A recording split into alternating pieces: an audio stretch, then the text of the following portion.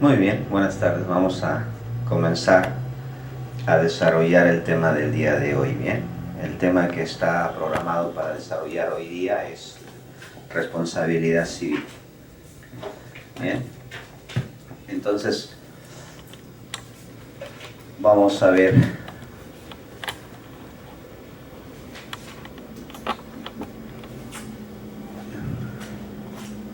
responsabilidad civil. En razón de la responsabilidad civil, hay que tener en cuenta que es un tipo de responsabilidad jurídica, ¿no? Un tipo de responsabilidad jurídica. Porque un hecho, una conducta, puede generar varios tipos de responsabilidad. Y una de ellas es la responsabilidad civil. Por ejemplo, negligencia médica. Por ejemplo, el médico que fue negligente puede asumir una responsabilidad penal por si muere el paciente, un homicidio culposo o lesiones graves, si es que sale mal, herido. Hay una responsabilidad penal, hay una responsabilidad civil y también podría haber una responsabilidad administrativa, ¿no? Le quitan el título de médico, ¿no? Entonces, administrativamente. Igual que pasa con los abogados, ¿no? El Colegio de Abogados hace procedimientos administrativos sancionatorios. Entonces, una conducta, un hecho, puede generar diversos tipos de responsabilidad. Hay responsabilidad penal, hay responsabilidad civil, hay responsabilidad administrativa. Nosotros no vamos a hablar de responsabilidad penal, no vamos a desarrollar responsabilidad administrativa, nos vamos a enfocar en lo que es responsabilidad civil. ¿Bien? ¿Y qué tiene que ver la responsabilidad civil? ¿Qué es lo importante en la responsabilidad civil? Son los daños. Tenemos que tener en cuenta los daños causados y en base a ello vamos a tener que indemnizar, ¿no? La responsabilidad civil cumple ciertas funciones. En la doctrina dice qué funciones cumple la responsabilidad civil. Y la doctrina desarrolla que eso dependerá de cómo lo veas, ¿no? De si lo ves desde un punto de vista de una función diádica. Diádica significa que es una función que solamente tiene en cuenta a la víctima y al causante. Víctima y causante, ¿no? Por lo tanto, dentro de una función diádica lo que interesa es reparar los daños a la víctima. Y quien tiene que reparar los daños a la víctima es el causante. En consecuencia, ahí interesa básicamente a quienes están involucrados, ¿no? La víctima por un lado, el causante por el otro lado. Eso es la función diádica. Pero la doctrina actual dice, no puedes verlo solamente en razón de ellos. Tienes que verlo en función mucho más amplio. Y ahí está la función sistémica. Entonces no puedes solamente verlo en función de los sujetos intervinientes o involucrados. Porque el tema de la responsabilidad civil no solo interesa al autor, al causante o a la víctima. También interesa a la sociedad.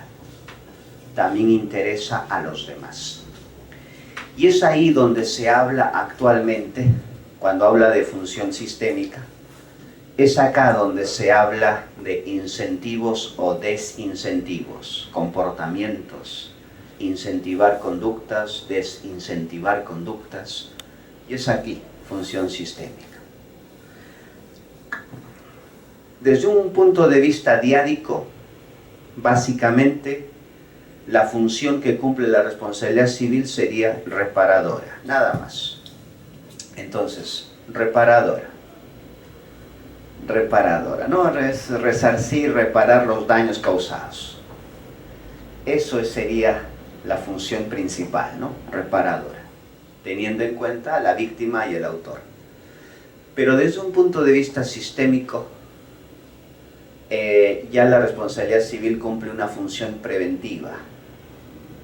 Tratar de que en el futuro no suceda lo mismo, que esos accidentes, esas negligencias que hoy ocurren, en el futuro no sucedan, ¿no? Entonces buscan una función preventiva. Entonces vean ustedes que ya está cambiando el enfoque de la responsabilidad civil. Tradicionalmente, habría que recordar que tradicionalmente la responsabilidad civil cumple una función reparadora. Es lo clásico, lo tradicional, porque solamente enfocados en función del autor y en función de la víctima. Pero actualmente ya el enfoque es mucho más allá. Entonces dice, no tienes que ver solo en función de lo ellos, sino en función de la sociedad en que vivimos. ¿Qué queremos? ¿Que suceda lo mismo? ¿Que sigan habiendo las mismas conductas? ¿Que sigan habiendo lo mismo? ¿O queremos que eso cambie? ¿O queremos que en el futuro no sigan sucediendo igual? Entonces ahí va la función sistémica, ¿no? Y entonces dice, ya queremos que la responsabilidad civil, además de cumplir una función reparadora, que es importante reparar a la víctima, por supuesto que es importante que la víctima le repare los daños, pero la responsabilidad civil también debe cumplir una función preventiva, tratar de que en el futuro no pase igual, no pase lo mismo. Entonces ahí va el enfoque actual de la responsabilidad civil. Bien, ¿se entendió la diferencia, no es cierto? Bien. Ahora, nuestra legislación civil, nosotros seguimos hablando desde un enfoque de responsabilidad civil de carácter contractual y seguimos hablando desde un enfoque extracontractual, ¿no? Responsabilidad civil contractual, responsabilidad civil extracontractual. Entonces eso todavía seguimos manteniéndolo, ¿ya? Actualmente lo tenemos. Es verdad que existe una teoría que busca unificar la responsabilidad civil en una sola. Y eso es lo que actualmente en la doctrina viene desarrollándose, la llamada teoría unitaria de la responsabilidad civil, ¿no? La teoría unitaria, ¿no? Eso es una teoría, ¿no?, que busca unificar. Ya, pero digamos que esto es una teoría que busca unificar la responsabilidad civil en una sola. Sin embargo, todavía el Código Civil sigue manteniendo hasta ahora, por un lado contractual y por otro lado extracontractual. Entonces vamos a enfocarlo en función del Código Civil, ¿ya? Entonces esto de acá, la teoría lo está desarrollando, pero esto vamos a enfocarlo en función de lo que es hoy, lo que es actual, ¿no? Entonces, si yo interpongo una demanda de indemnización por responsabilidad civil, lo primero que tendría que señalar en mi demanda es si es contractual o si es extracontractual. Es lo primero. Eso es algo que tiene que definirse desde un primer momento. Bien, está bien que hay jueces actualmente que están rechazando las demandas si es que tú no lo precisas. Me parece correcto que digan eso, porque antes admitían como cualquier demanda. Entonces ahora está bien que haya jueces que digan, precísame qué responsabilidad civil estás planteando, si es contractual o extracontractual, precísame, porque no lo entiendo conforme lo has planteado. Entonces, si un juez lo dice así, me parece bien, porque a veces las partes mezclan las dos cosas, entonces yo creo que no debería mezclarse, ¿ya? Ahora, el marco normativo de la responsabilidad civil contractual está en el libro 6 del Código Civil, en el libro 6, en el tema de obligaciones. Ahí está el marco normativo de la responsabilidad civil contractual. Específicamente en todo el capítulo relacionado a inejecución de obligaciones. Ahí está el marco normativo, ¿no? Ahí está todo lo que tengo que, la norma referente a una indemnización por responsabilidad contractual. El marco normativo en la extracontractual está en el libro 7 del Código Civil. en el libro ya Fuentes de las Obligaciones. Fuentes de las Obligaciones. Entonces, ya ahí está el marco normativo de la extracontractual. Por ende, al tener marcos normativos distintos, consideraría que deberíamos separar las cosas. ¿Bien? Ahora, ¿podría yo invocar en una demanda de responsabilidad contractual normas de extracontractual o viceversa? En una demanda de responsabilidad extracontractual normas de contractual. Yo creo que sí, si es que usted quiere aplicar por un criterio de analogía, por un criterio tal vez de que hay un vacío normativo acá y que hay una norma que nos puede ayudar en el otro lado y aplicarla para acá, yo creo que eso es posible. Entonces se puede hacer, ¿ya? Entonces vamos a ver más adelante un caso, un ejemplo para que podamos decir hoy estamos aplicando en ese caso. Las dos cosas creo que sería contradictorio. Las dos cosas creo que es contradictorio. No solamente por la normativa, sino que habría que señalar un detalle, ¿no? En nuestra legislación, una demanda de indemnización por responsabilidad civil contractual tiene un plazo de prescripción de 10 años.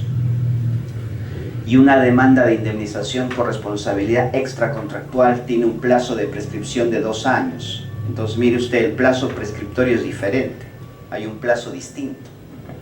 Entonces, ese solo detalle, hay otros detalles, pero ese solo detalle ya es importantísimo para que una demanda no se pueda mezclar las dos cosas, o es una o es la otra, ¿no? Es decir, contractual, 10 años tiene plazo prescriptorio y en el caso extracontractual tiene un plazo prescriptorio de 2 años. Entonces, por lo tanto, eso es un detalle importante. Bueno, ¿cómo está? Adelante. Entonces, eso es un detalle importantísimo, ¿no? Es un detalle importante. Entonces, tengan presente, eso es una gran diferencia. Ahora, eso nosotros lo hablamos contractual, extracontractual. En la doctrina a veces encontramos así: responsabilidad civil subjetiva, responsabilidad civil objetiva. Entonces, es más, en el derecho anglosajón no lo hablan como nosotros, contractual o extracontractual. Allá lo hablan más como subjetivo y objetivo. Responsabilidad subjetiva, responsabilidad objetiva. Entonces, eso también es un detalle importante. ¿Por qué? Cuando uno tiene responsabilidad subjetiva, ¿cuándo hay subjetiva? ¿Cuándo es subjetiva? Subjetiva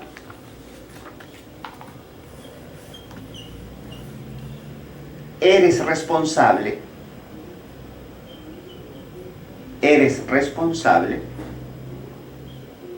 si eres culpable.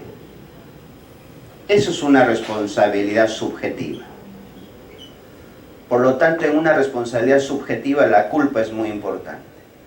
Eres responsable si eres culpable. Si eres culpable, por lo tanto, respondes. Lógico. Si no eres culpable, no tienes por qué responder, ¿no? Eso es un tema subjetivo. Pero en un sistema de responsabilidad objetiva, tú eres responsable,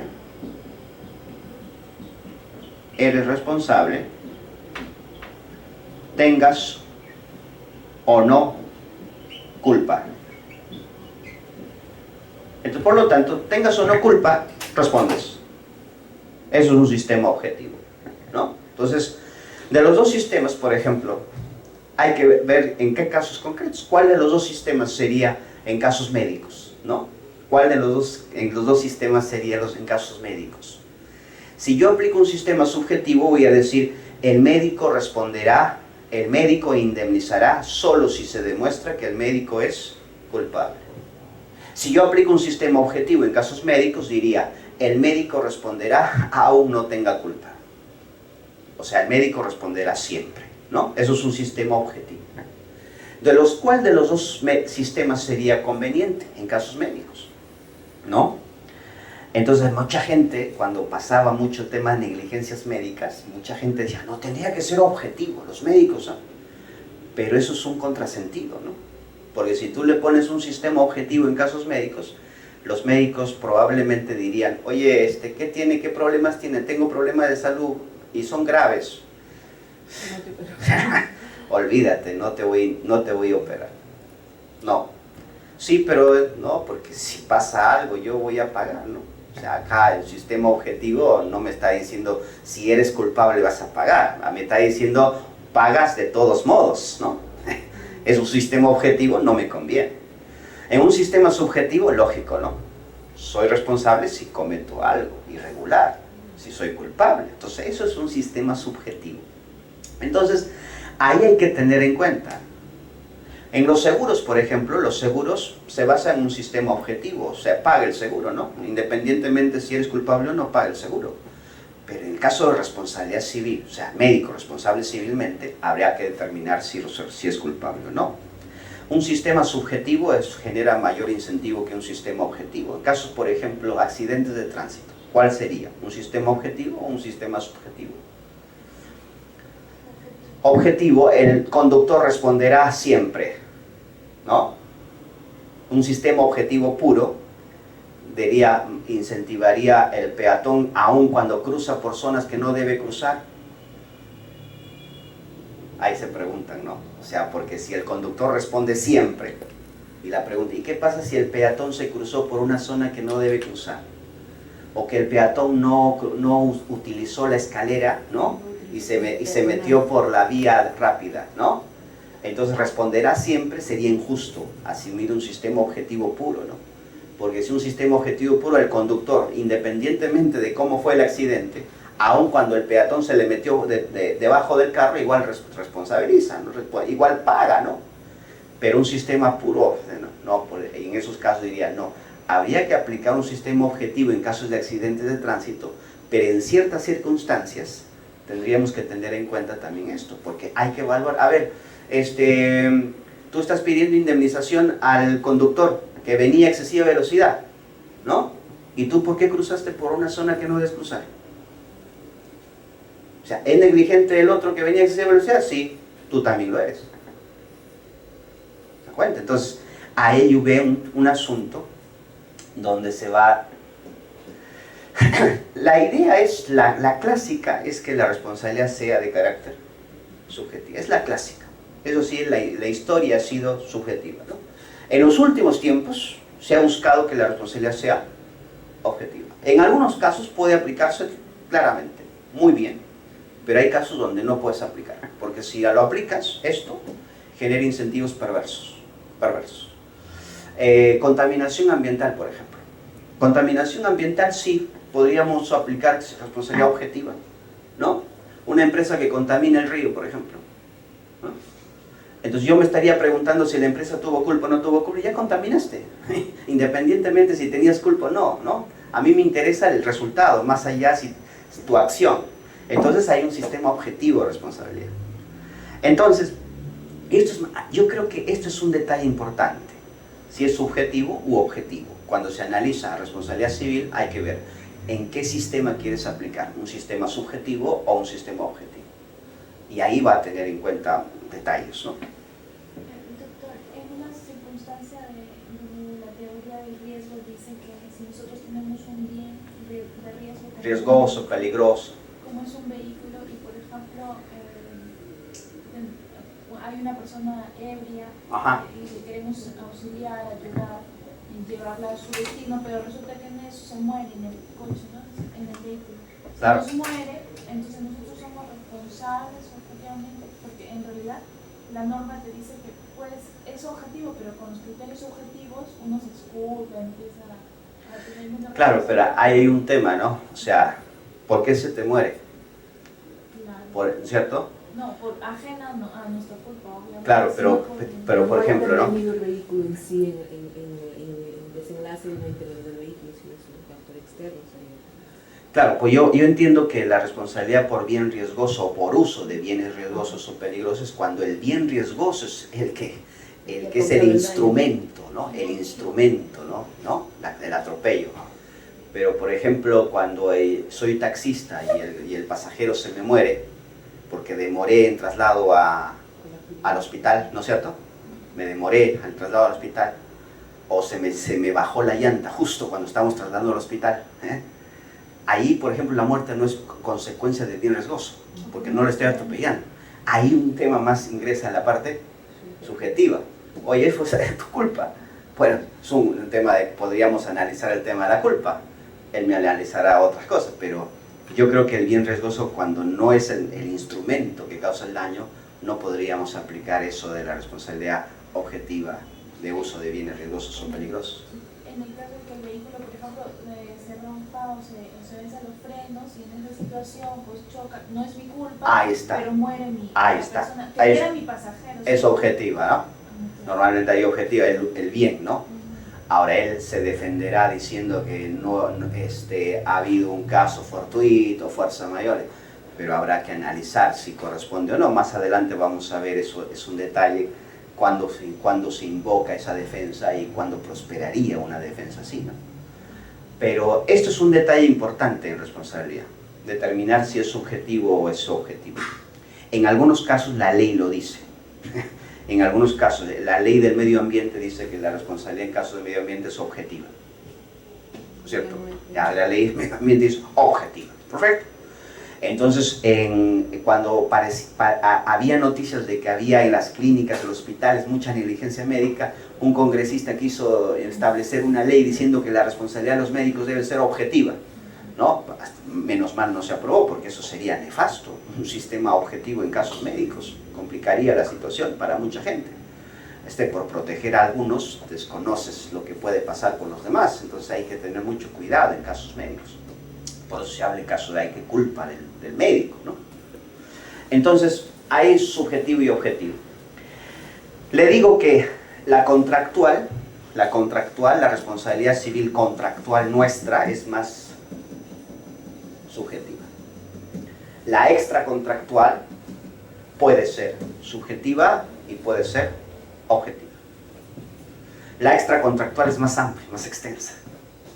La contractual es básicamente subjetiva. Ahí sí, es culpa del deudor. Vamos a ver si el deudor tiene culpa. Ahí puede haber lo contractual. En la extracontractual sí puede ser las dos. Hay responsabilidad extracontractual subjetiva y hay responsabilidad extracontractual objetiva, ¿no? Por ejemplo, la extracontractual en el 1969 regula la responsabilidad subjetiva. Aquel que por dolo, culpa, causa daño a otro tiene el deber de indemnizar, ya, subjetiva. Y el 1970 es lo que habla, lo que usted dijo, ¿no? La responsabilidad basada en los bienes riesgosos, peligrosos, la objetiva, ¿no? La actividad riesgosa. Más que alguna doctrina dice, el bien en sí mismo no es riesgoso ni peligroso, ¿no? El auto en sí mismo no es riesgoso ni peligroso. Es la actividad lo que hace riesgoso o peligroso. El conducir es lo que hace riesgoso. Un cuchillo por sí mismo no es riesgoso ni peligroso. Es el uso del cuchillo, el empleo es lo que hace riesgoso o peligroso. Por lo tanto, no es el bien en sí mismo, sino la actividad que uno hace de esos bienes lo que hace riesgoso o peligroso, ¿no? Entonces, es lo que habría que tener en cuenta. Entonces, la responsabilidad extracontractual puede ser subjetiva y objetiva. Muy bien, entonces,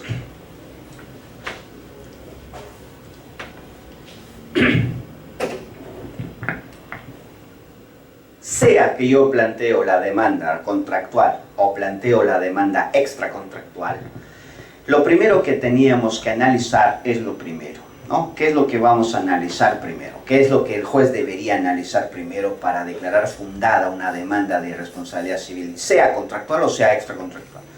Lo primero es la conducta del demandado, que debe ser antijurídica, debe ser contraria a derecho. Una conducta contraria a derecho. Eso es lo primero que tendría que analizarse. El primer elemento, la conducta antijurídica, o lo que le dicen la antijuridicidad, que sea un comportamiento del demandado contrario al ordenamiento jurídico, contrario a derecho, es lo primero. En la contractual es más sencillo, en ese sentido la contractual es más sencillo. ¿Por qué? Porque en la contractual básicamente lo que habría que determinar es la inejecución de las obligaciones. La inejecución de la obligación. el incumplimiento del contrato en términos contractuales, ¿no? Incumplimiento. Perfecto, eso es lo que habría que decir. Lo primero, ¿hay o no hay incumplimiento? Entonces, si hay incumplimiento, entonces hay una conducta antijurídica. Pero no solamente cuando hay incumplimiento en sentido absoluto, en sentido total, sino también cuando hay un cumplimiento tardío, parcial, defectuoso. Entonces también, ¿no? Un cumplimiento parcial, un cumplimiento tardío, un cumplimiento defectuoso. Entonces ahí también habría conducta antijurídica. Es lo primero que tiene que analizarse en casos de responsabilidad contractual, ¿no? Entonces ahí, en cierta manera, hay que ver el contrato, hay que ver cuál es la obligación que genera el contrato, en qué consiste el incumplimiento, ¿no? Todo eso hay que evaluarlo, y eso es más concreto. En el ámbito extracontractual, ahí lo que se analiza es el incumplimiento de un deber, no de una obligación, de un deber. Ese deber consiste en deber de comportamiento de no causar daño. Nosotros tenemos un deber genérico,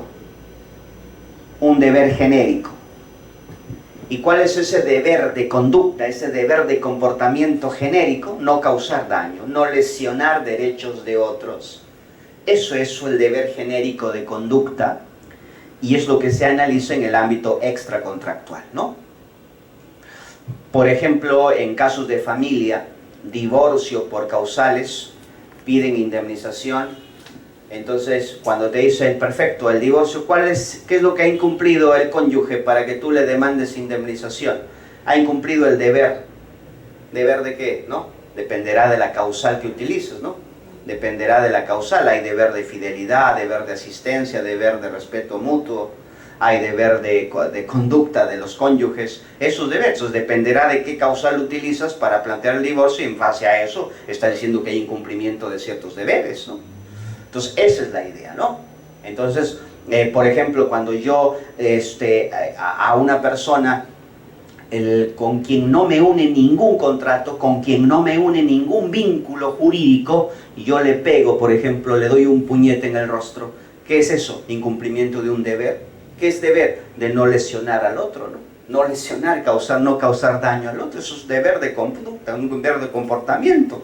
No me une ninguna relación contractual ni jurídica con esa persona, pero entonces ahí viene el tema, por eso es extracontractual. Entonces es mucho más amplio el margen de extracontractual. Entonces lo primero que tendría que analizarse en ese caso, ¿no? Es cuál es la conducta antijurídica, cuál es la conducta contraria a derecho. Muy bien, entonces, si eso está definido, si eso es lo que el juez finalmente determinó, perfecto, se pasa al otro elemento. Entonces, pasamos al otro elemento. Entonces dice, ahí pasas, si ya lo primero está determinado, pasas a analizar los daños. Los daños. ¿Y qué son daños? Daños son lesiones a derechos jurídicamente tutelados. Cuando lesionamos derechos jurídicamente protegidos, jurídicamente tutelados. Esos daños pueden recaer en el patrimonio, y hay lo que le llaman daños patrimoniales, o pueden recaer en la persona, y hay lo que llaman daño a la persona. ¿Ya? Entonces ahí tenemos en los daños, cuando recae en el patrimonio, cuando lesionamos cuestiones patrimoniales, esto es lo que teóricamente nos llamamos daños patrimoniales. Daños patrimoniales.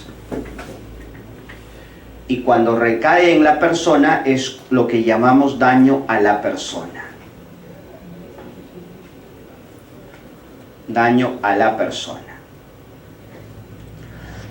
En los casos de los patrimoniales, en los daños patrimoniales, suele hablarse del daño emergente,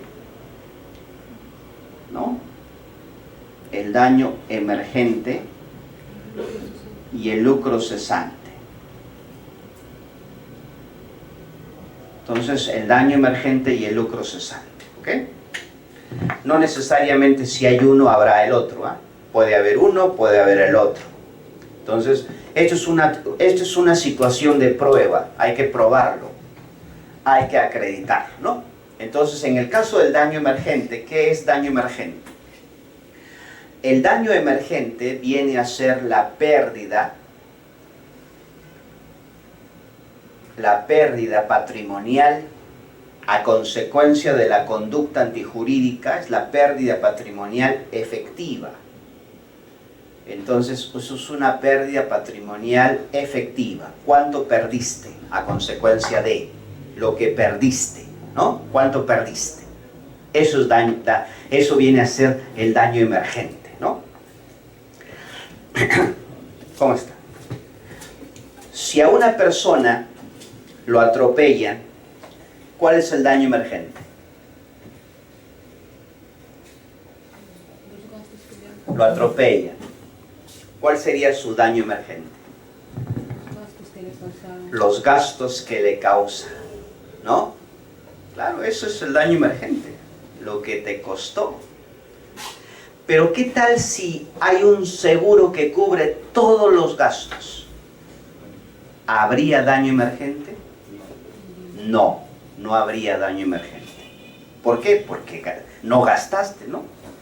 Entonces, obvio, no podrías pedir daño emergente cuando había un seguro que cubría todo. Ahora, si tú gastaste de tu dinero un tratamiento, gastaste una intervención quirúrgica, lógico, puedes pedir, ¿no? Daño emergente, pérdida efectiva patrimonial. Eso es daño emergente. ¿Ah? Entonces, tengan presente que hay que tener en cuenta, ¿no? Si por ejemplo, si te chocan el vehículo, ¿cuál es el daño emergente? Lo que te costó, ¿cierto? Lo que te costó. Bien, si ya lo reparaste. Y eso lo pruebas con lo que te costó la reparación. Pero si todavía no lo reparas, y tú dices, daño emergente $10,000, ¿cómo pruebo eso? A algo tendrás que presentar, ¿no? Cuando es a una pericia, una proforma, ¿no? Arreglar este vehículo me va a costar tanto. Eso tendría que, algo, ¿no? Porque es más fácil demostrar cuando ya gasté, porque aquí está el costo. Es muy difícil cuando todavía no gasté. Y me dicen, perfecto, el daño emergente, ¿cuál es la pérdida?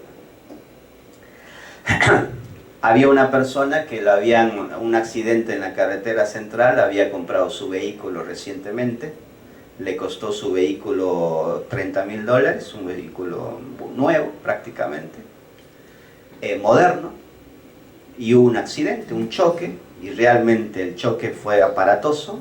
Afortunadamente la persona no salió con heridas, pero no de una magnitud grave, y salieron vivos.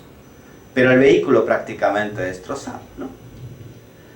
La pregunta es, él pedía como daño emergente los $30,000 que costó el vehículo. ¿Eso es correcto? Dependiendo de la naturaleza, la afectación. Ya, digamos que el vehículo está inservible. $30,000 es lo que le costó el vehículo. ¿Eso es daño emergente?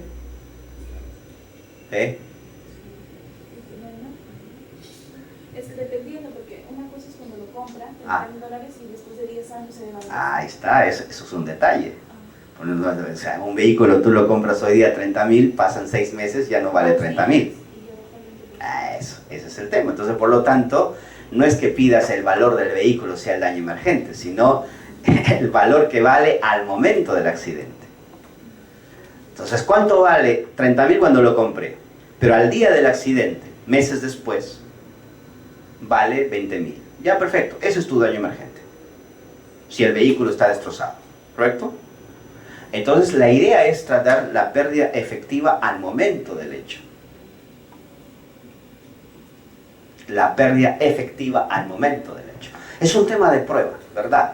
Y les digo una cosa, un detalle, que a veces la prueba no es tan fácil. A veces uno diría, oye, esto es daño, temas patrimoniales es fácil, ¿no? Hay peritaje, hay que presentar cierta valorización de los bienes. Esto de acá no es tan sencillo. A veces se complica, tema de prueba.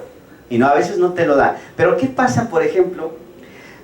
Al juez le queda claro que hay un daño emergente, pero no le queda claro el monto que tú pides.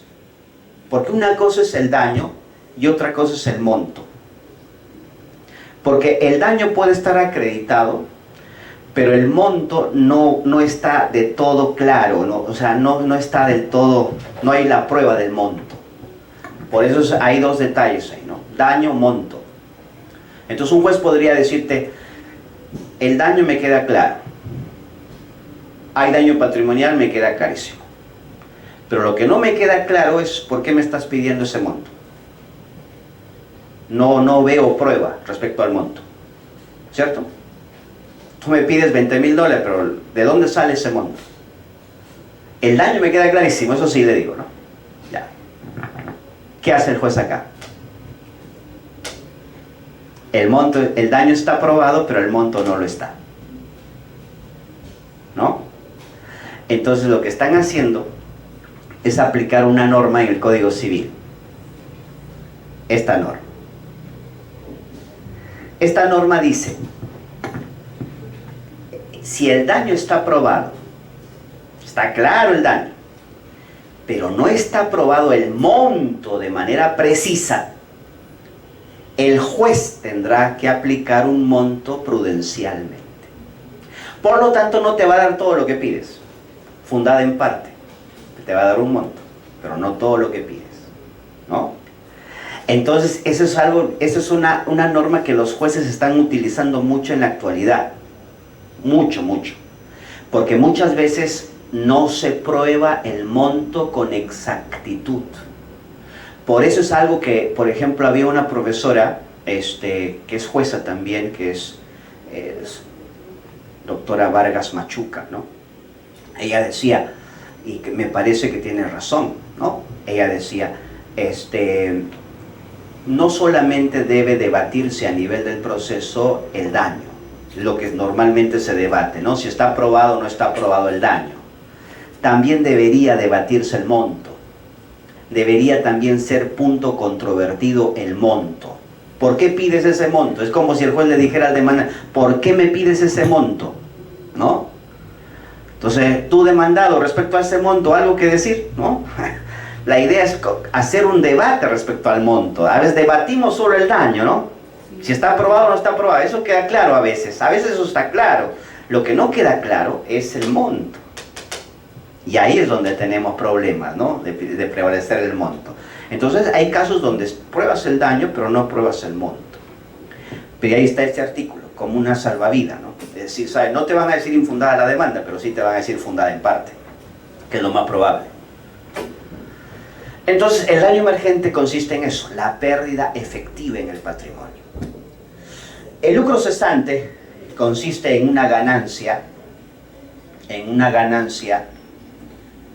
que se había proyectado, ya es una ganancia proyectada, es decir, que ya iba a ingresar a formar parte de tu patrimonio, pero que se llega a frustrar, se frustra.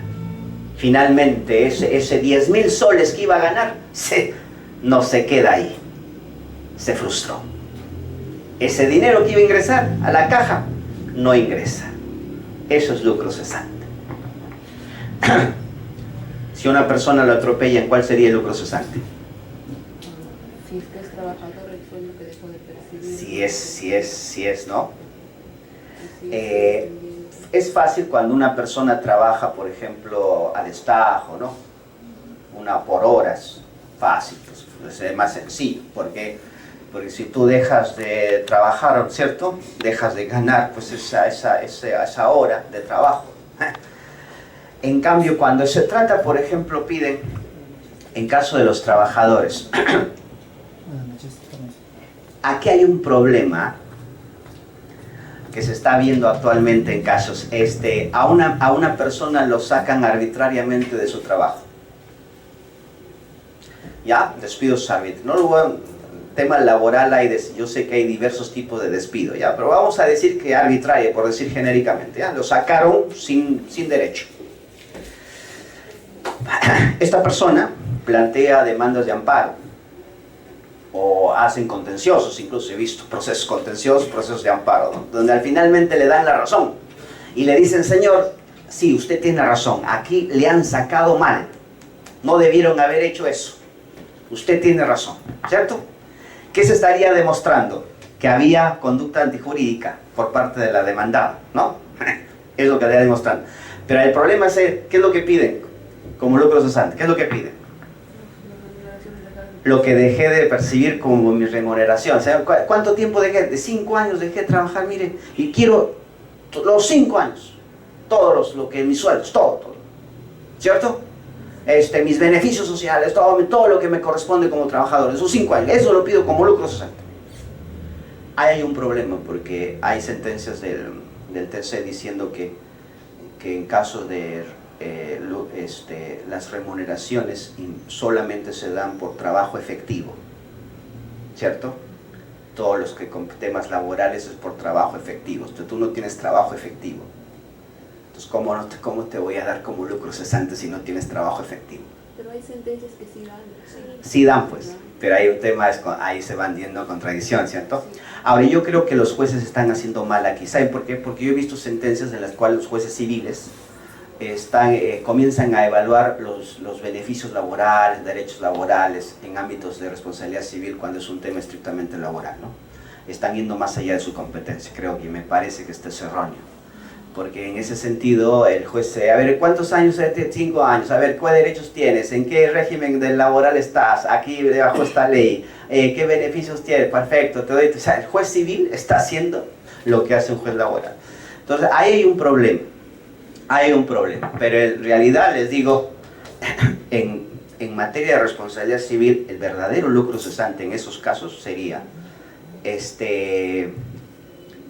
esto sería un lucro cesante, porque esto de acá es autónomo, no es un tema laboral, no es un apéndice de laboral, esto es autónomo, ¿ah? Entonces, responsabilidad civil en esos casos sería, a ver, señor, yo sería juez, usted sería el demandante. Ahí le diría, señor, ¿cuándo habría lucro cesante?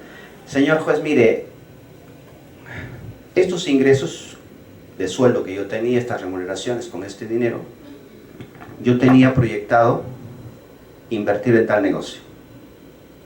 Aquí está. Y esto se frustró, iba a tener una ganancia de tanto. Entonces ahí se habría un lucro cesante. Porque eso es autónomo, ¿me entienden? Esto de acá no es un apéndice laboral. Acá no es que, oye, ¿sabe qué? Como te despidieron arbitrariamente, entonces todos los años que no te pagaron, que te paguen tu lucro cesante. Eso no es así. Lucro cesante es independiente a ello. Los temas laborales, déjalo a los temas laborales. Los beneficios laborales, deja tus beneficios laborales. Lucro cesante es un tema distinto. Entonces, ahí va a haber un problema. Yo sé que hay sentencias que sí lo dan, perfecto, pero creo que están haciendo mal. Y ahí viene el tema de que en algún momento van a decir algo diferente a eso, ¿no? Entonces, ahí hay que tener en cuenta. Por ejemplo, yo con mi sueldo, el trabajador dice, yo con mi sueldo estaba comprando este departamento. Como me despidieron así, me sacaron arbitrariamente, ya no pagué. ¿No? Ya no pagué. Y el contrato se resolvió. Y al resolver el contrato, ese patrimonio no ingresó a formar parte de mi patrimonio. Y actualmente está valorizado ese bien en tanto. ¿Cuánto dinero he perdido, señor? Ahí está un lucro cesante. Si se dan cuenta, el lucro cesante es distinto a las remuneraciones, ¿o no? Es distinto, es diferente. Pero ¿qué es lo que están haciendo actual en la realidad? Que están dando por las remuneraciones impagas.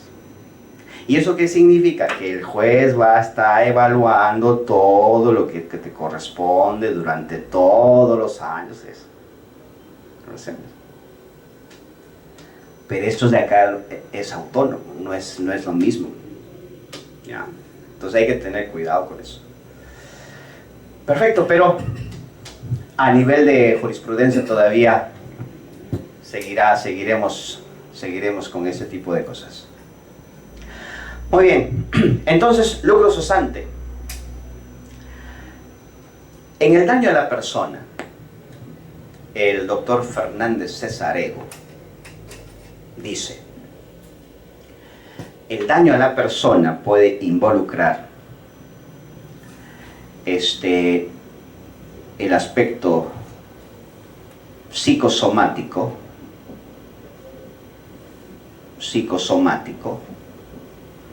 y el aspecto a la afectación a la libertad. A la afectación a la libertad. ¿Ya? Daño, incluso dice daño a la libertad.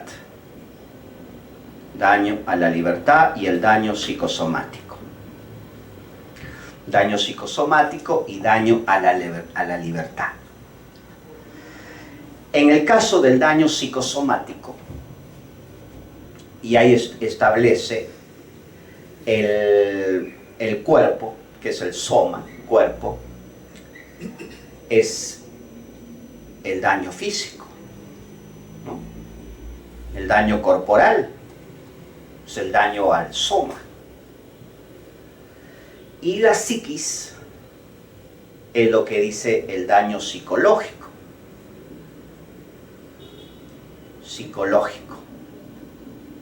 Entonces dice hay daño físico y daño psicológico. Esos son los dos tipos de daño psicosomático. Y él señala que en el daño psicológico hay dos variables. Aquellos que afectan emocionalmente a la persona, ¿no? Emocionalmente a la persona, y aquellos que tienen que ver temas ya patológicos, ¿no? Problemas graves, que tienen que ver con aspectos patológicos, ya enfermedades psicológicas, ya traumas psicológicos. Y él señala que en el caso de la afectación emocional es aquí donde ingresa el daño moral. Entonces, porque él entiende que el daño moral básicamente es un daño emocional. Causas penas, sufrimientos a una persona, pero que no llegue al grado de ser patológico, ¿no? Porque ya lo otro ya implica un daño psicológico grave, sería ya problemas patológicos, ¿no? Y él dice mal llamado daño moral porque lo moral tiene que ver con la ética, y acá esto no tienes que mezclar con ética, ¿no? Por eso dice, es un daño psicológico, pero que tiene que ver con una afectación emocional que no llega a ser patológico. Entonces eso es lo que comúnmente conocemos nosotros como daño moral, ¿no? Entonces ahí establece el tema del daño moral. Ahora, nosotros vamos a seguirle llamando daño moral porque es lo que dice el Código Civil y es lo que la jurisprudencia también está desarrollando, ¿no? Entonces, el daño moral es la afectación emocional. Le generas penas, sufrimientos a una persona, ¿eh? Eso es el daño moral. Correcto. La gran pregunta aquí es, hay dos grandes problemas. Una cosa es la prueba. ¿Cómo pruebo eso?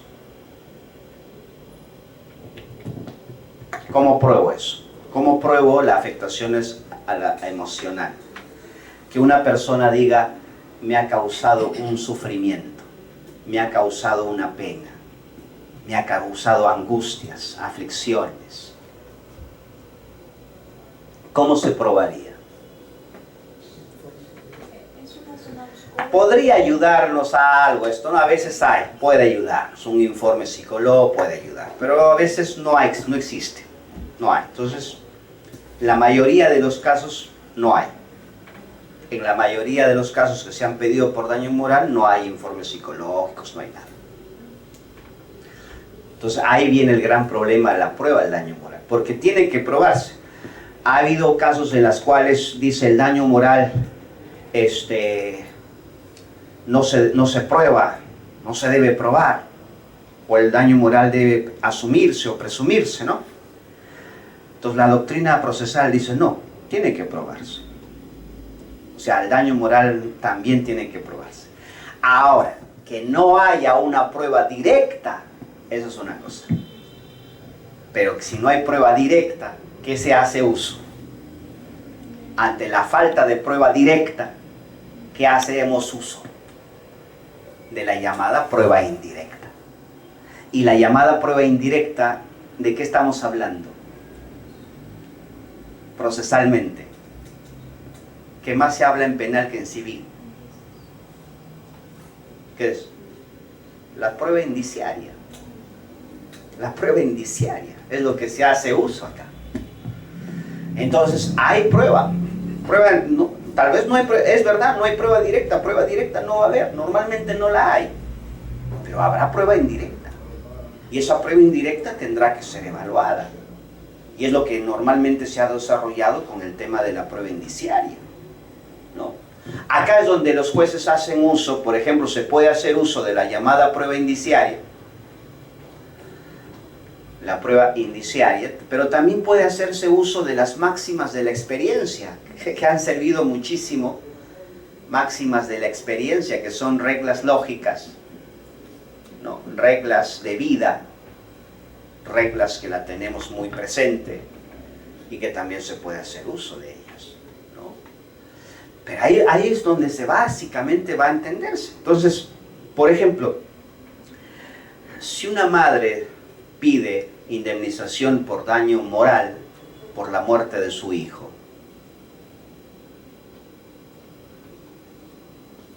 pues un juez podría aplicar ¿qué cosa? Máxima de la experiencia.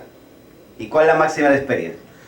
La máxima de la experiencia que nos dice que las madres sufren por la muerte de sus hijos, o que los hijos sufren por las muertes de sus padres. Porque lógicamente es que el hijo entierra a la madre. Claro, Y no la madre. son máximas de la experiencia, ¿no? Es verdad que podrían haber madres totalmente que no quieran a sus hijos, o hijos que no quieran a sus padres, por supuesto que puede haber, pero no es la regla, o al menos es la excepción a la regla. Entonces yo no puedo asumir, si una madre está pidiendo indemnización por la muerte de su hijo, yo no puedo asumir o presumir de que la mamá es mala, ¿no? Yo asumo que la mamá quería a su hijo, ¿no? A menos que en el desarrollo se demuestre lo contrario, porque podría probarse lo contrario. ¿Qué pasa si un hijo pide indemnización por daño moral por la muerte de su padre y en el proceso me llegan a probar que en vida ese hijo ha sido denunciado por el padre 2 veces ante la comisaría por agresiones físicas? Yo, juez, ¿qué voy a hacer? ¿Le voy a dar? No voy a dar. ¿Qué daño moral, cierto? Entonces ahí está el lío. O por ejemplo, una cónyuge pide indemnización por daño moral porque les murió su cónyuge, pero hace más de 15 años estaban separados de hecho. Si me llegan a probar eso, ¿yo qué le voy a dar daño moral? No, pues, o sea, hay un tema, ¿no? Yo te asumo que tú como cónyuge, los cónyuges normalmente sufran por la muerte de su cónyuge. No, normal. Pero si están separados hace más de 10 años, no, pues, no me digas que sufren, ¿no? Entonces, esa es la cuestión que uno tiene que tener en cuenta, ¿no? Y los daños morales son temas individuales. Aquí no son colectivos.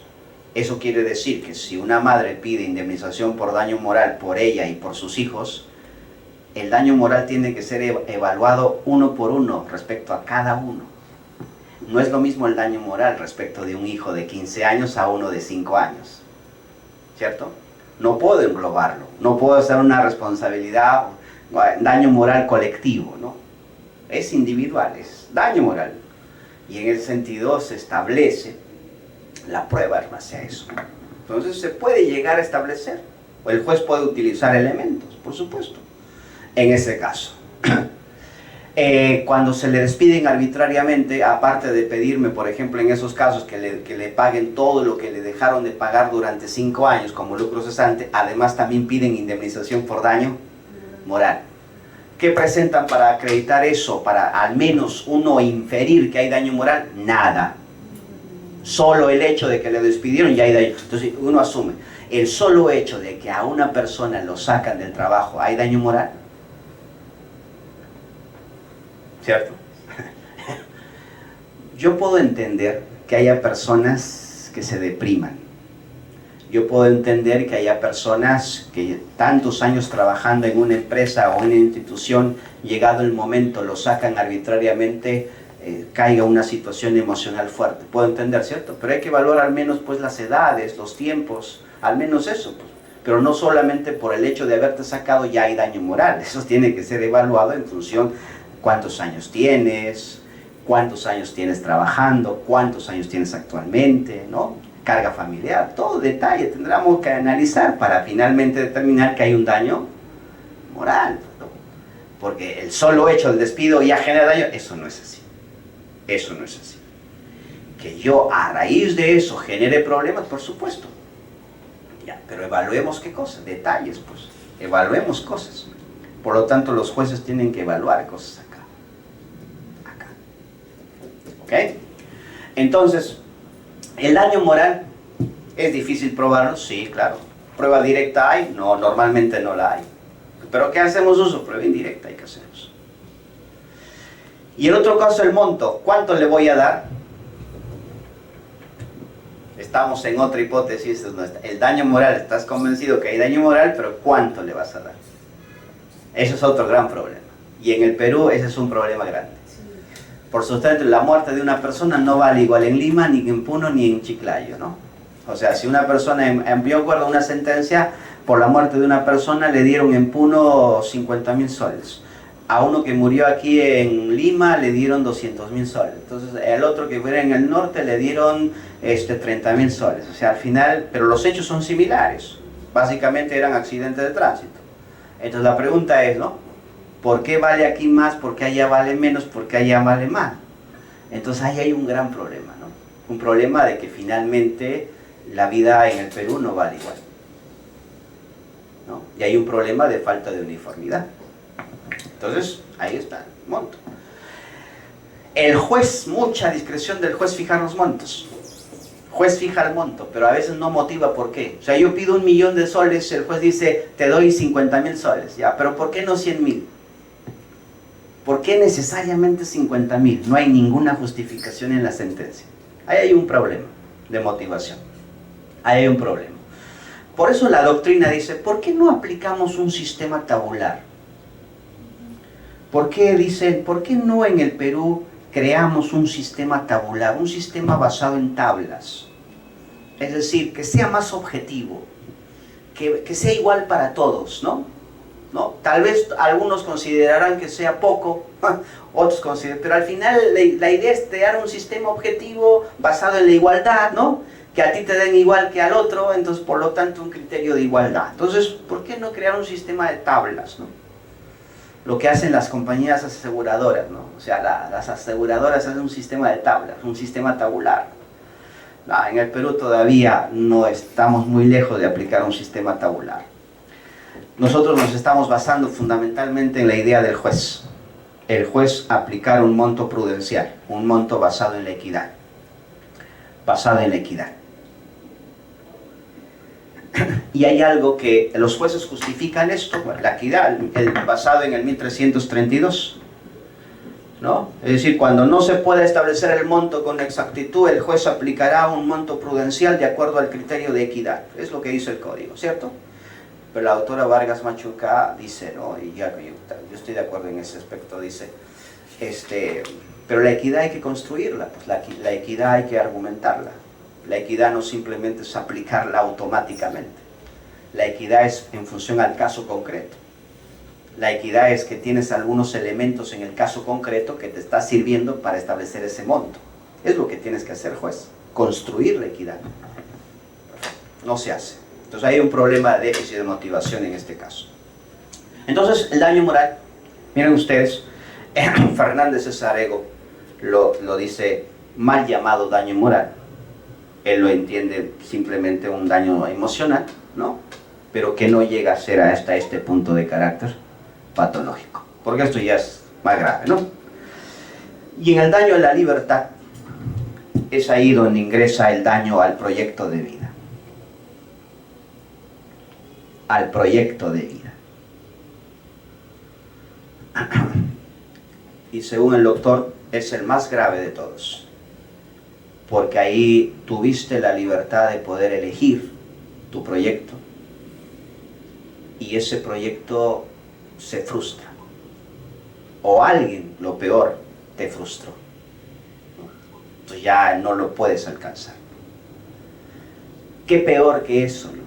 Que uno va construyendo un proyecto de vida, un proyecto existencial, que uno lo eligió libremente y que a circunstancias ocasionadas por otros, ese proyecto no se logra, se frustra. Eso es daño al proyecto de vida, ¿no? Pero ese proyecto de vida, si tú dices tengo un proyecto de vida, porque dice todos, inconsciente o inconscientemente lo tenemos. Todos tenemos un proyecto de vida, unos más conscientes que otros, pero todos lo tenemos. Entonces, ¿cuál es ese proyecto? A veces la gente no se da cuenta de su proyecto, pero hay otros que sí tienen claro su proyecto. Hay gente que no se da cuenta de su proyecto, o cree que la vida es a la deriva, al azar, ¿no? Y ahí lo que piensa, ¿no? Ya Dios dispondrá, Dios decidirá, y simplemente te dejas guiar. No, pero hay gente que no, tiene un proyecto bien definido, tiene un proyecto de vida, un proyecto existencial. Y es más, hay conductas, comportamientos que están orientados de manera objetiva a ese proyecto. En ese caso es mucho más fácil, ¿no es cierto? Porque si tú tienes un proyecto ya definido y toda tu conducta, todo tu comportamiento, tus actitudes está orientado a alcanzar ese proyecto y de manera objetiva, es más fácil probarlo, ¿no? Pero si tú ni idea tienes de proyecto de vida, o sea, ni idea de decir, no haces nada objetivo, es más difícil probar, aun cuando lo digas, es más difícil probarlo. Complicadísimo probarlo. En algunos casos se evidencia. Y lo que se sostiene en la jurisprudencia es que ese proyecto de vida al menos esté evidenciado, sea por conductas, comportamientos. ¿Cierto?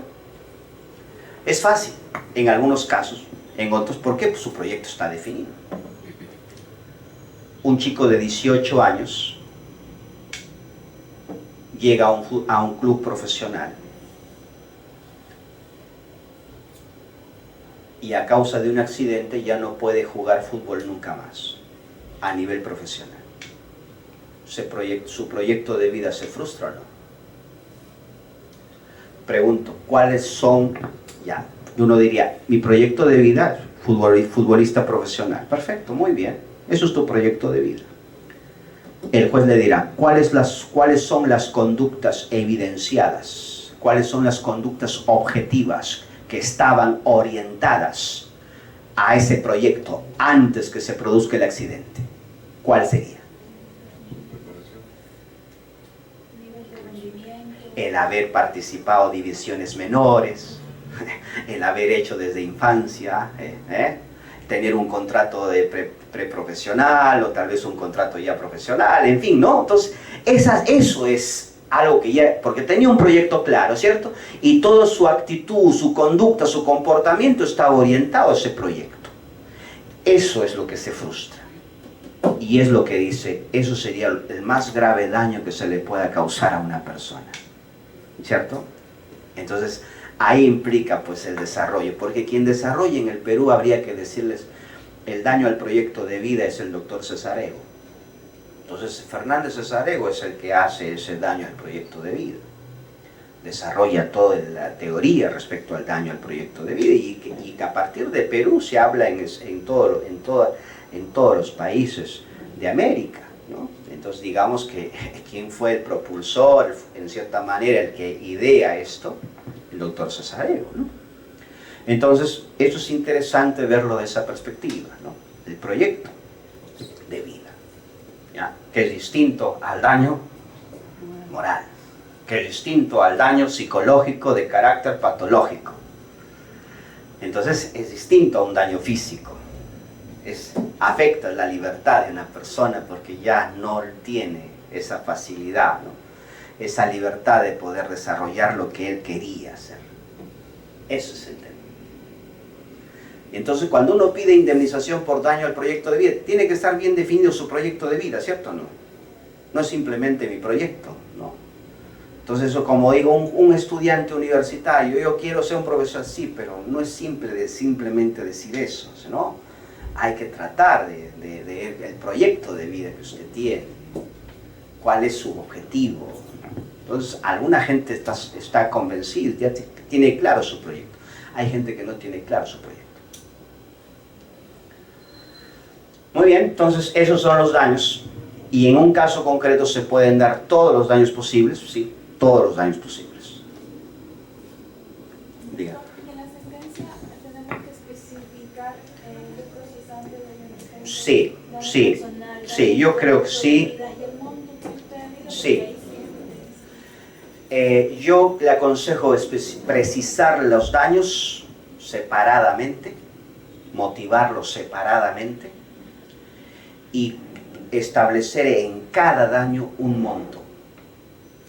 Si en algunos casos el monto puede estar probado fehacientemente, en algunos casos usted tiene que establecer un monto potencial, ¿no? Sobre todo en los aspectos personales, donde es más una cuestión subjetiva, ¿no? Yo valoro tanto el daño, entonces al menos justificar el valor del daño, ¿no? ¿Por qué tanto, no? ¿Por qué ese monto? Justificar. Entonces eso es lo que hay que hacer. No existe, a veces veo en demandas indemnización por daño por concepto de daños. No existe por concepto de daños, genéricamente, no existe. Daño por todo concepto no existe. Se indemniza por daño emergente o por lucro cesante o por daño moral, no es por todos los daños. Y los montos no son globales, son montos específicos, respecto a, no puede ser global. Si lo plantea un monto global, el juez tendría que decir, rechazo la demanda, precíseme usted el monto respecto a cada daño. O si me dice daños, pero sin especificarme cuáles, también precíseme el tipo de daño. Entonces es lo que habría que, y es lo que corresponde hacer.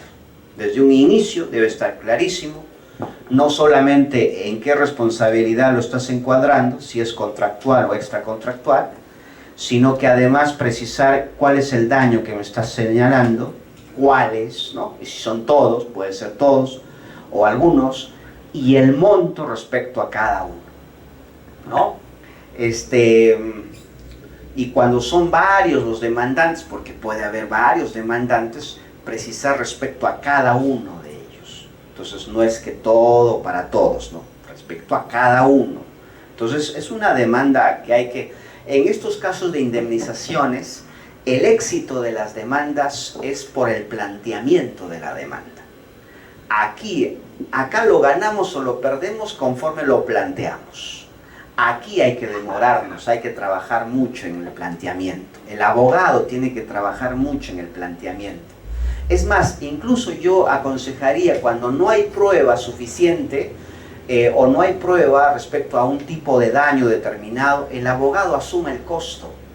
Es tratar de conseguir la prueba, porque el objetivo es ganar esto. Y entonces podríamos trabajar al resultado, ¿no? Podríamos no trabajar por escrito, sino trabajar al resultado, es decir, como dice, los honorarios de éxito, ¿no? Entonces es lo que podríamos hacer. Por ejemplo, en casos de negligencia médica, los demandantes normalmente no tienen los recursos ni el conocimiento para decir que hubo negligencia. Entonces, ¿cómo demuestro la negligencia? No tienen prueba. Ahí va el problema. El problema es que no tienen prueba. Me presentan sus recetas, ya. Me presentan la medicina que están tomando. Me presentan los gastos de intervención. Perfecto. Todo eso está muy bien. Perfecto. La gran prueba la negligencia, no me la presenta, ¿cierto? Esa es la gran prueba, ese es el gran tema, no me presenta. ¿Y por qué no lo presenta? Claro, el costo de tenerla no es muy diferente. Si tengo dinero, fui a la clínica, me intervinieron de una manera, me salgo peor de la que entré, me voy pues a otra clínica especializada, me someto a un análisis, a un estudio y me dicen, oye, te hicieron esto, estuvo mal, esto estuvo mal, esto estuvo mal, esto estuvo mal, esto estuvo mal, esto no debió hacerse, esto debió hacerse, aquí está el informe, perfecto, pues aquí está la prueba, ¿cierto? Tengo plata, pues, aquí está la prueba, pero la mayoría en el Perú no lo tiene, ¿cierto? La gente, tengo problemas, doctor, tengo problemas. ¿Y qué te hicieron? Me hicieron tal cosa. Pero ¿cómo hacemos? ¿Qué prueba? ¿Qué presentamos para decir que lo que hicieron está mal? Ahí está el gran problema. Entonces, ese es el gran problema.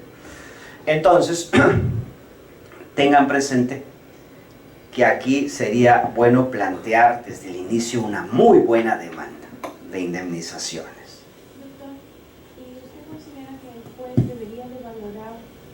Bajo el criterio 372, que la condición de la persona afectante, es decir, porque hemos tenido casos contra, por ejemplo, mineras, donde la vida cuesta muchísimo más, y hemos tenido casos donde gente que no tenía dinero. Entonces, ¿usted considera que es importante valorar eso o no se debería?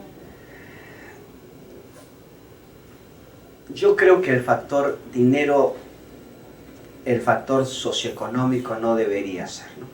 Yo tendría que ver en función de las pruebas concretas que hay acá, ¿no? Porque si yo amparo una demanda basado en que este es rico o esto es pobre, eso es un tema de un análisis muy peligroso. Claro, pues no se podría. Entonces yo creo que es en base a las pruebas.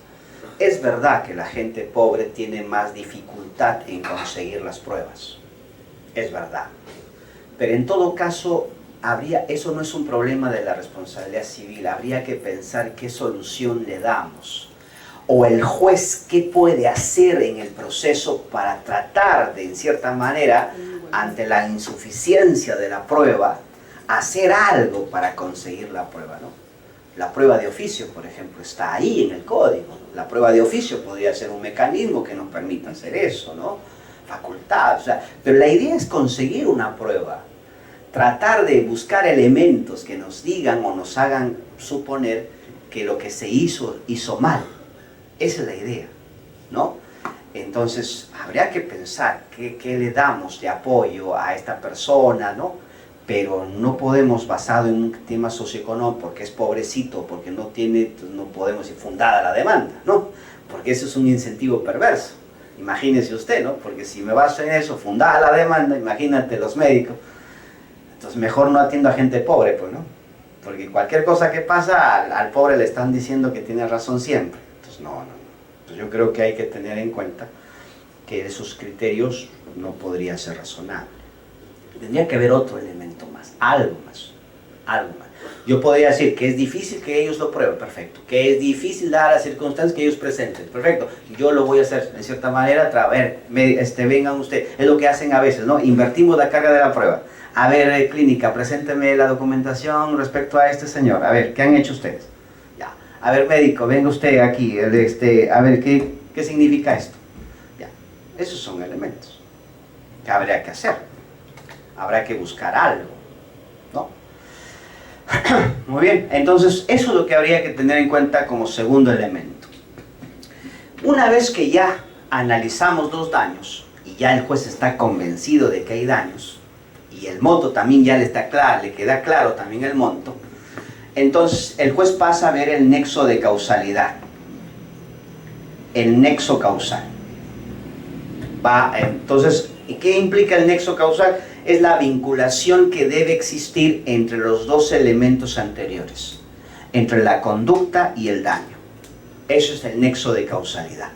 La vinculación entre los dos anteriores, la conducta y el daño. En otras palabras, que el daño sea consecuencia de esa conducta, que el daño sea causa de esa conducta, ¿no? Entonces, por ejemplo, voy a poner un ejemplo, ¿no? Divorcio por adulterio.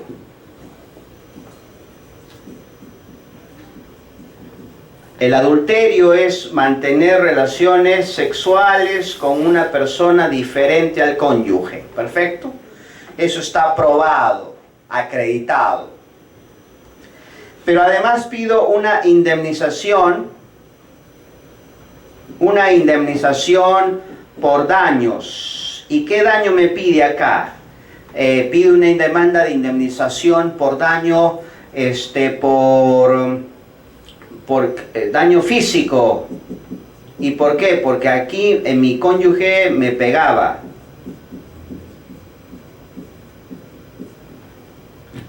Y aquí están los informes médicos, ¿no? Maltratos físicos, ya, psicológicos también. La pregunta ahí, el divorcio está acreditado, la conducta antijurídica está aprobada, el daño está aprobado, los físicos está aprobado, pero el juez diría, ¿habrá nexo causal? ¿Habrá nexo causal? Entonces, ¿por qué? Porque la conducta antijurídica que yo estoy denunciando es el adulterio, ¿no? Es la causa de esto, ¿no? Del divorcio. Pero además estoy pidiendo indemnización por daños físicos. Pero el físico tiene que ver que no es la causa, esto no es la consecuencia del adulterio. Pues el adulterio tendría que ser, ¿qué es lo que generaría un adulterio, por ejemplo? Moral podría ser, claro. El adulterio podría generar daño moral. Perfecto.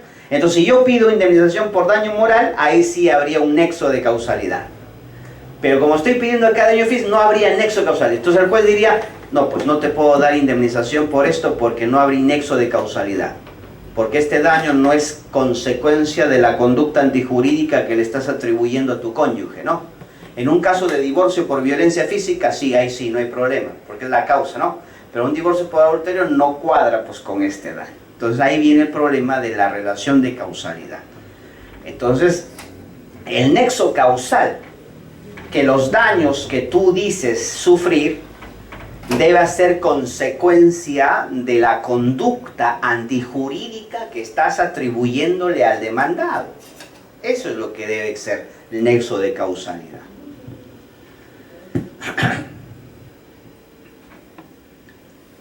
Ahora, en el tercer elemento,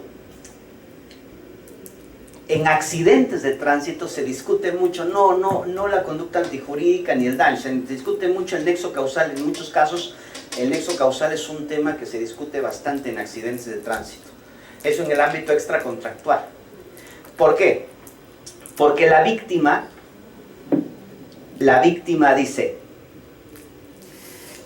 señor, quiero que me indemnicen los daños que me produce. La demanda va contra el autor del daño, contra el conductor.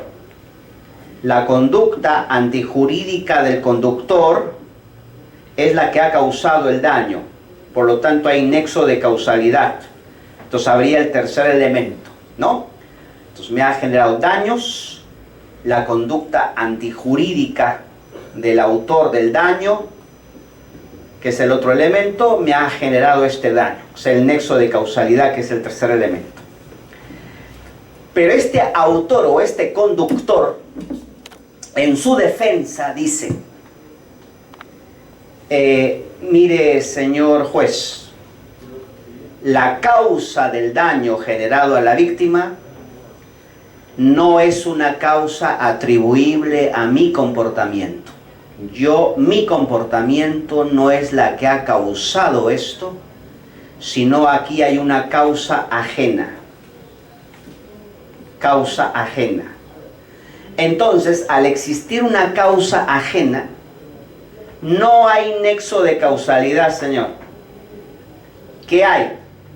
Lo que en responsabilidad civil dicen ruptura causal. Una ruptura del nexo causal. O dicho también por otros, fractura causal. Entonces hay una fractura causal. ¿Y por qué hay una fractura? Porque mi comportamiento no es la causa del daño generado al demandante. La causa generada al demandante es una causa ajena. Entonces el juez le dirá, ¿cuál es esa causa? Muy bien, es el hecho de la propia víctima. Es el hecho determinante de la propia víctima la que ha generado esta situación. Es la propia víctima. Entonces lo que dice, ¿no? Yo venía con mi vehículo respetando las señales de tránsito y quien se cruzó por una zona que no debe cruzar es el propio peatón. ¿Cierto? El peatón es el responsable de esto. Yo no lo soy.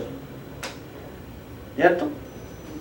Y si hay un accidente, hay un seguro de SOAT y hay con eso suficiente y ahí está. Eso, con eso.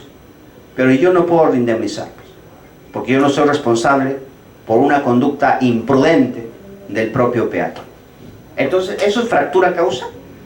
Pero para que alegue la fractura causal, el autor, porque es una defensa que plantea el autor, es un argumento de defensa, el juez tendrá que analizar. Vamos muy bien, tú me dices que es la propia víctima la que ha generado esta situación. Ha cruzado por una zona que no debe cruzar, perfecto. O sea, el atestado, el informe de la policía ha dicho que es una zona que había un puente y aquí no debió cruzar y cruzó, perfecto, tiene razón. Usted tiene razón, pero además, a ver, ¿cómo iba usted en su comportamiento? ¿Fue diligente o no? Sí, doctor, venía perfecto, entonces no hay nada desfavorable a él, ¿no? Pero si el informe dice que este también iba a excesiva velocidad, no. Porque solamente podría yo decir que hay fractura causal o ruptura del nexo causal si es que el autor ha hecho todo lo que debe hacer y el único responsable es la propia víctima. Si eso me queda claro, digo yo, hay fractura causal, por lo tanto la demanda es infundada. Infundada. Aún habiéndose probado los daños, pero infundada. Porque no habría responsabilidad civil respecto a este señor. Entonces, pero si yo digo que su comportamiento ha sido como debe ser, pero si de los informes o del atestado policial o de alguna otra información me sale que el conductor se pasó la luz roja, se iba a excesiva velocidad o conducía en estado de ebriedad, en fin, no, olvídate, no hay fractura causal. Porque para tú beneficiarte de la fractura causal, tú tienes que hacer lo que debes hacer. ¿Cierto? No sería lógico que un conductor ebrio se libere diciendo que el otro es responsable, ¿cierto? Entonces la fractura causal es un eximente. Es un eximente de responsabilidad. Y en accidentes de tránsito se pueden utilizar estas defensas. Y cuando el juez dice que la víctima es imprudente, la víctima fue imprudente, sí, fue imprudente. ¿El conductor también lo es? Sí, también lo es. Mientras uno cruzó por una zona que no debe cruzar, el otro cruzó en luz roja. O se iba a excesiva velocidad, o estaba en estado de ebriedad, también es imprudente.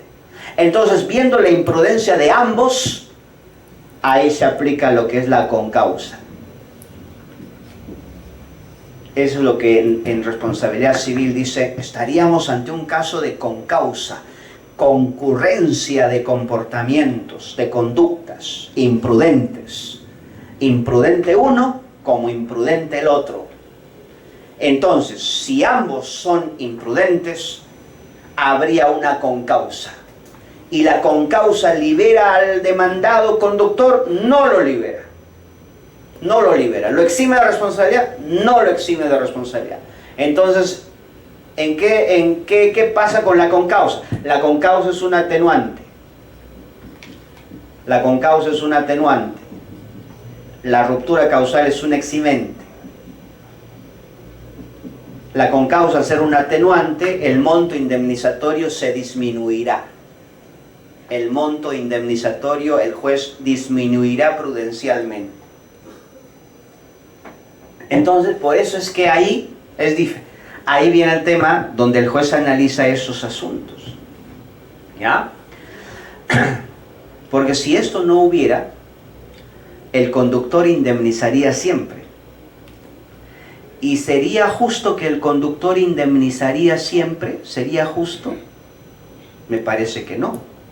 Porque en muchos casos los responsables del hecho son los propios peatones, ¿no? De hecho hay un seguro de accidentes, un seguro obligatorio, es el SOAT. Y el SOAT no te está preguntando quién es el culpable, el SOAT paga, ¿cierto? Pero en la responsabilidad civil, no, en la responsabilidad civil sí te pregunta eso, a veces, ¿no? Entonces, porque si no, en un sistema donde el conductor paga siempre, sería un sistema perverso, donde los peatones harían lo que quisieran, ¿no? Imagínate. Entonces, ese es un sistema perverso. Entonces, la responsabilidad civil también busca eso. ¿Se acuerdan que una función sistémica, es decir, que no solo importa quiénes son los directos involucrados, sino también interesa a la sociedad por ser un sistema de incentivos, un sentido de comportamiento? ¿Cómo hacemos que la gente se comporte mejor y que en el futuro no se generan situaciones desagradables, ¿no? Entonces también busca eso, el tema de la ruptura, el tema del nexo causal, eso se establece, ¿no? Muy bien, entonces, la conducta antijurídica, el daño y el nexo de causalidad.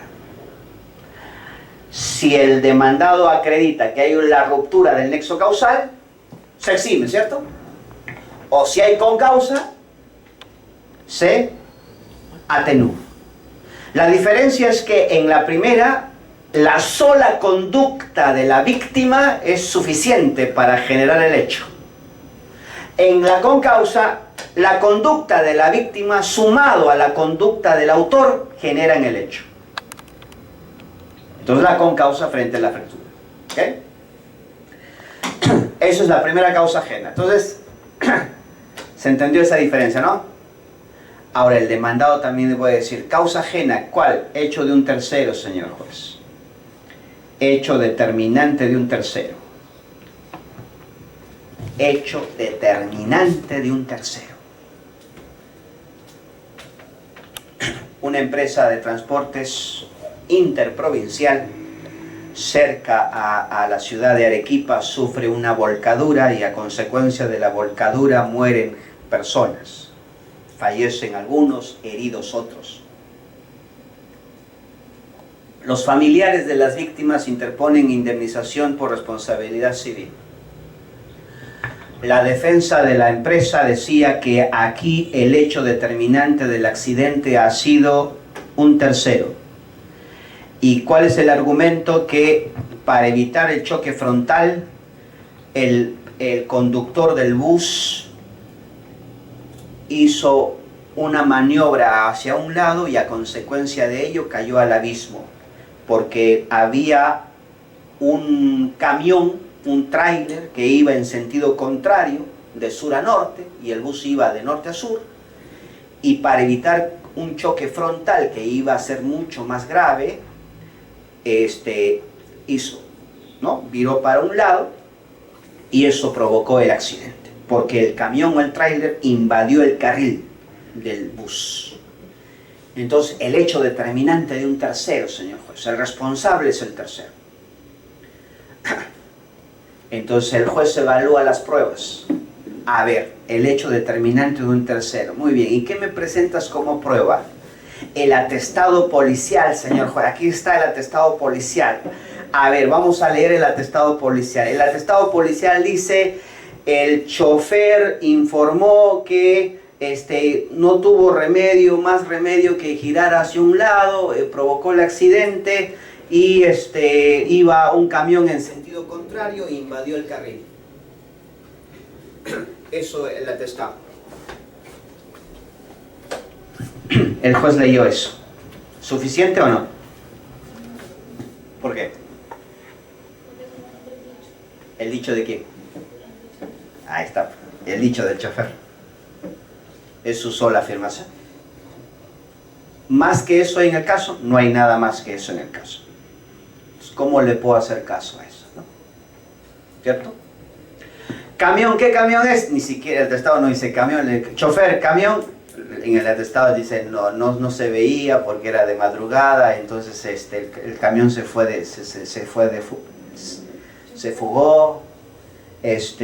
no sabe ni número de placa de camión, en fin. Entonces su argumento por sí solo se fue abajo. Entonces el juez dijo, no, acá no me has probado la causa ajena del tercero, en consecuencia aquí el nexo causal subsiste y tú indemnizas. ¿Correcto? Entonces ahí ten en cuenta, cuando hagas uso de un tercero, tienes que probar, tienes que presentar elementos, ¿no? Es un tercero el responsable, perfecto. La prueba respecto a él. Entonces eso hay que tenerlo en cuenta, ¿no? El demandado también dice, señor juez, causa ajena que ha causado esto. ¿Qué cosa? Caso fortuito, fuerza mayor, señor juez.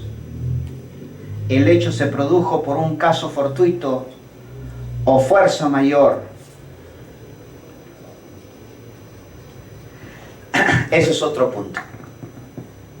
El caso fortuito y la fuerza mayor, el Código Civil no lo define, no los diferencia, mejor dicho, no los diferencia. Le da un mismo tratamiento, ¿no? Básicamente legalmente son iguales, ¿eh? Tienen las mismas características y tiene el mismo objetivo. ¿Cuál es? Liberar de responsabilidad. Liberar, eximir de responsabilidad al demandado. Ese es el objetivo. Y tienen las mismas características. ¿Y en qué se caracteriza un caso fortuito o la fuerza mayor? En que ambos son hechos, dice legalmente, ¿no? Son hechos extraordinarios. Hechos extraordinarios. Algo que no sucede con frecuencia, ¿no? Extraordinarios, esporádicos, rara vez sucede. Ambos son hechos imprevisibles. Imprevisibles, es decir, que no sabemos que ello iba a pasar, no sabíamos que ello iba a suceder, ¿no? Eso es imprevisible. Ambos son hechos irresistibles. Irresistible significa no podemos evitar que ello suceda, no puedo evitar que ello pase, son hechos inevitables. Entonces, extraordinarios, imprevisibles e irresistibles. Entonces, cuando el demandado se defiende diciendo que esto se ha producido por un caso fortuito o fuerza mayor, tendrá que analizarse estas tres características. Es más, ha habido sentencias de Corte Suprema que ha dicho nula la sentencia del superior porque solo analizó el carácter extraordinario del caso fortuito, mas no analizó el carácter imprevisible ni irresistible. Y para que haya caso fortuito tiene que ser analizado las tres características. Entonces, han señalado que tiene que analizarse las tres. Claro, lo extraordinario de un hecho se basa en la estadística. Lo extraordinario hoy puede ser ordinario mañana. Lo ordinario de hoy puede ser extraordinario, viceversa, ¿no? Entonces, eso se basa en la estadística. Lo imprevisible hay que verlo en función a las personas. Lo imprevisible para mí puede ser imprevisible para usted. Lo imprevisible para una persona que vive en la sierra puede ser previsible para una persona. O lo imprevisible para una persona que vive en la costa puede ser previsible para una persona que vive en la sierra. Entonces, eso es un tema de las personas. Entonces hay que evaluarle el carácter extraordinario, el carácter imprevisible, el carácter irresistible de los hechos, ¿no? Teóricamente, el caso fortuito lo han asociado con hechos naturales. Históricamente, ¿no? Hechos naturales, terremotos, inundaciones, son casos fortuitos. Hechos extraordinarios, imprevisibles e irresistibles. Y en la fuerza mayor lo han asociado, en teoría, siempre con hechos humanos. Así como el caso fortuito son basados en hechos naturales, la fuerza mayor basada en hechos humanos. Una guerra, por ejemplo, es una fuerza mayor. Entonces, eso se tendrá que analizar en función de ello, ¿no?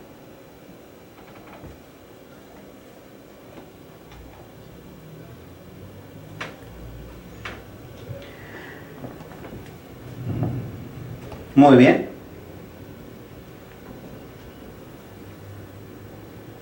un conductor atropelló a una persona y su argumento es se ha producido por fuerza mayor. ¿Y cuál es el argumento de la fuerza mayor que alegaba el conductor? Es que los frenos se le vaciaron.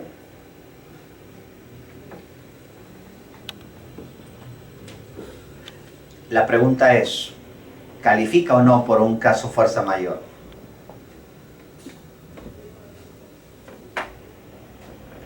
¿Califica o no? Entonces el juez le preguntó, mire señor, usted estaba viajando hasta la ciudad de, creo que se iba al norte, hasta Chiclayo. Se iba hasta Chiclayo, perfecto. Antes de salir de Lima, ¿hizo revisión de los frenos? No. Ya está. Nada más que pregunta.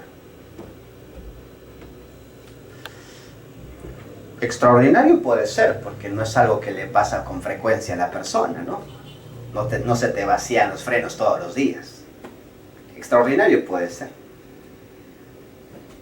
Pero imprevisible no creo. Si no tienes un chequeo ni mantenimiento, es previsible que se te pase algo así. En consecuencia, la imprevisibilidad es muy importante. Y para que yo califique caso fortuito o fuerza mayor, se tienen que dar las tres. No solo uno. Entonces ahí lo dificultoso del caso fortuito de la fuerza mayor. Muchas veces solo se quedan en el carácter extraordinario. Ahí pasa. Pero ¿sabes dónde es la valla más alta? En la imprevisibilidad. Ahí es la valla mucho más alta. Muy bien, ¿quedó claro? Entonces, el autor del daño se puede defender diciendo, señor, mi conducta, mi comportamiento no es la causa del daño, no hay nexo causal, por lo tanto hay una causa ajena, y la causa ajena es que la propia víctima es la que ha generado esto, o el hecho determinante de un tercero, o ha sido caso fortuito o fuerza mayor. Si esto se logra probar, demostrar, el juez dirá, infundada la demanda, el demandado sería liberado de la responsabilidad. Liberado, por más que se haya demostrado qué cosa, los daños. Por lo tanto, no siempre que haya daños se indemniza, porque en el tema peruano es un tema de responsabilidad. Hay que buscar responsabilidad. Al determinar el monto indemnizatorio, ¿podría tenerse en cuenta la capacidad que tenga el afectante para determinar el monto? Porque si es, por ejemplo, en caso de un atropello, Ajá. que sea el causante un taxista o un auto alquilado, y que el dueño de ese auto tiene un solo autito por la probabilidad de que poder obtener un ingreso diario que es mínimo. Y si fuera otro caso, que el vehículo causante fuera de una empresa grande, de un empresario, ¿podría tenerse en cuenta? Cuando el monto no se establece con exactitud, el juez utiliza mucho este criterio que se llama equidad. Entonces dice, ¿no? Si el monto no está preciso en su prueba, el juez tendrá que aplicar un monto prudencialmente de acuerdo a la equidad. La equidad se construye, sí. La equidad se construye. La equidad es una forma de hacer justicia en función al caso concreto. Entonces, como yo veo caso concreto, para determinar el monto lo más justo que se pueda, analizo el tema de la gravedad del daño, la capacidad de uno, del otro. Sí, es un monto poder tener en cuenta para construir la equidad, tener en cuenta la capacidad de los demandados, sí, claro, por supuesto. Tendría que ser un factor sumado a otros para construir eso. Claro. Porque ahí es donde diría, ¿no? Si tiene una capacidad económica importante, una empresa de transportes, grande, constituida, claro, es mucho más factible que el monto sea más alto, ¿no? Que al otro. Pero sí se puede tener como criterio para construir el tema de la equidad.